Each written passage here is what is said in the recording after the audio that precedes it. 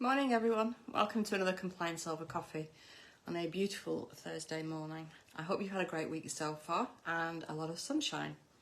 So this morning I wanted to talk to you about fit and proper person test when registering with HMRC.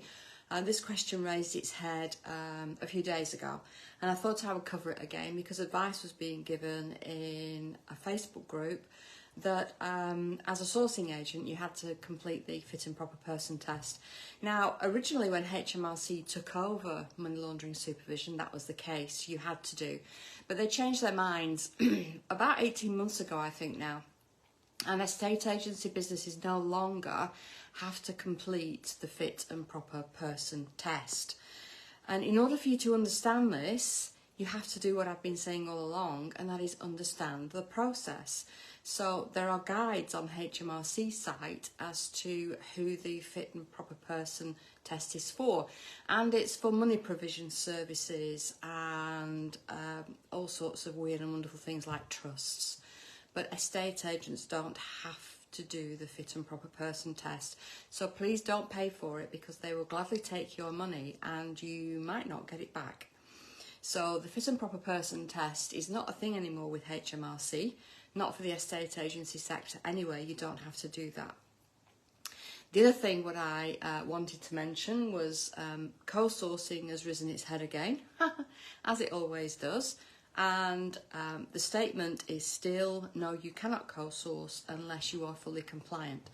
Now, I've heard quite a few things about if I'm only introducing the deal to another sourcer, then I'm an introducer and that's the case. No, that's not. If you've viewed the property, if you're marketing, if you're negotiating, if you're packaging it up, if you're doing anything that an estate agent would do, you are acting as an estate agent. You are not a property introducer.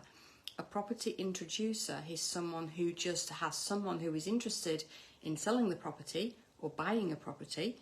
They don't do any discussion with them, they don't do any work for them, they then pass on their contact details to a person who is going to do it for a much smaller fee as a norm, and certainly not 50% of the sourcing fee. Because as a sourcer I would expect you to be doing 50% of the work if you were going to take 50% of the sourcing fee. So if you view the property, if you get bookings and telephone calls, if you act as a business, if you get instruction from the seller to go ahead and share their information, you are acting as an agent and you have to have full compliance in place. Makes not a jot of difference what anybody else says on Facebook that you would rather hear. We would all like the roses around the door story, but it just isn't the case. Now this evening we're running another Future Proof Your Sourcing Business webinar, 7 p.m. until 8 p.m. It's usually for an hour. You have an opportunity to ask any questions that you want around anything to do with sourcing or compliance, and I usually allow about 5 minutes at the end to go through all of the questions. Tony will add the link for you to reserve a place at the webinar. There's a link for you to book onto. It's free of charge, there's no charge for this evening, and we're running them once a month. So that is tonight. I look forward to seeing many of you there this evening. Other than that, another Compliance Over Coffee will be with us next Thursday morning, 8:30 as usual. In the meantime, have a fantastic weekend. I hope the sun shines where you are. Bye for now.